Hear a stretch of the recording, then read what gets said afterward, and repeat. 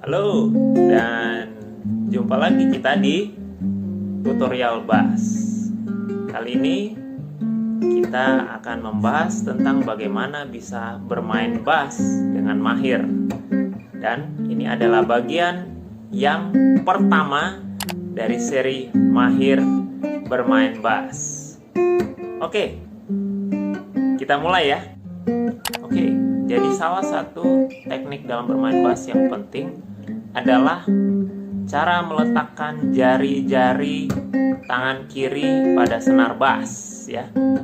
Bagi pemula, saya sangat menganjurkan untuk melatih teknik menempatkan jari yang rapi pada senar bass. Mengapa ini penting? Pertama, senar bass kalau perhatikan ya, pada umumnya lebih tebal dari senar gitar akustik maupun gitar elektrik. Kalau perhatikan di sini bisa dilihat bahwa ini senarnya tebal-tebal ya. Kalau senar tebal begini tentu butuh tenaga yang lebih untuk ditekan. Itu yang pertama. Yang berikut kalau kita perhatikan, selain senarnya yang tebal, perhatikan bahwa jarak antara fret dan jarak antara senar satu dengan yang lainnya pada bass selalu lebih renggang ya, khususnya dekat nut dan headstock ya. Kalau saudara belum tahu yang mana headstock itu yang ini, bagian kepalanya ya, yang ada brand bassnya itu ini, dan ini nutnya ya, nut dan headstock. Oke, jadi perhatikan di sini bahwa jaraknya renggang.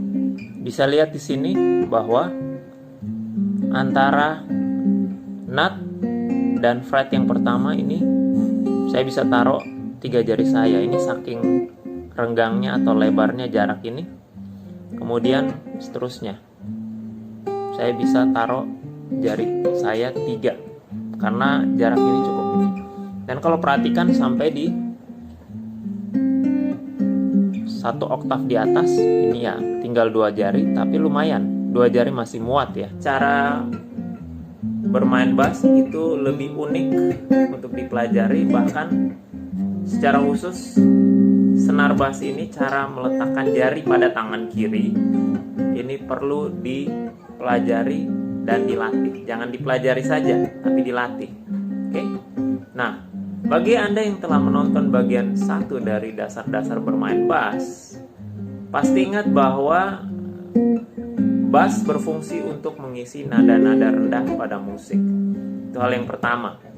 Kemudian pada bagian kedua, dasar bermain bass yang kedua, kalau masih ingat, itu ada teknik memetik senar bass dengan jari telunjuk dan jari tengah. Jadi 2 jari ini menghadap ke bawah ya.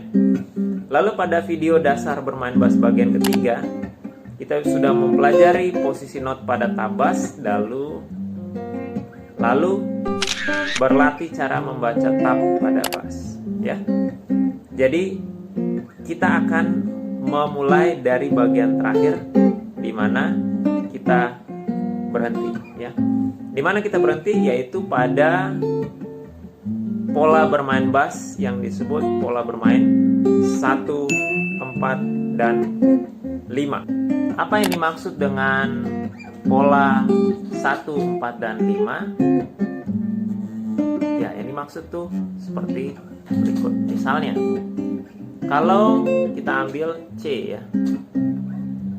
Nah, maka C ini adalah satunya, nada satunya, not satunya, atau chord 1 ya. Kalau kita bermain chord misalnya pada gitar, pada piano, pada keyboard, dan alat musik lain yang memiliki fungsi untuk membentuk chord, maka ini adalah C disebut dengan nada 1, not 1, atau nada pertama. Lalu pasangannya adalah chord 4 dan 5. Chord 4 pada nada dasar C adalah F, dan nada 5 atau not kelima pada chord atau nada dasar C adalah G. Jadi pasangan 1, 4-nya F, dan 5 G. Oke. Bagaimana kalau ini dimainkan di dalam suatu pola permainan bass ya, untuk mengiringi sebuah band misalnya. Kita ambil contoh dan kita latih ya. Kita latih pola 1, 4, dan 5 dengan nada dasar C. Kita setel backing tracknya atau kita play backing tracknya supaya kita mulai terbiasa dengan bermain dengan iringan drum.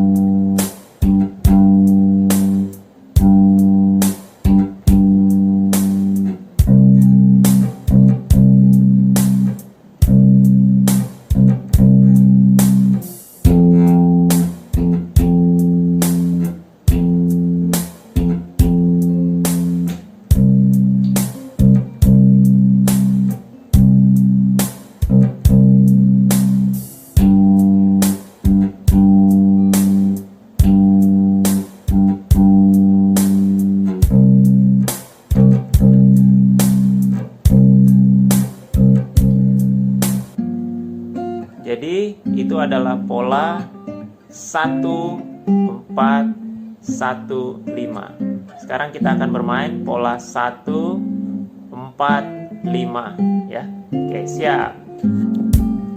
Nah.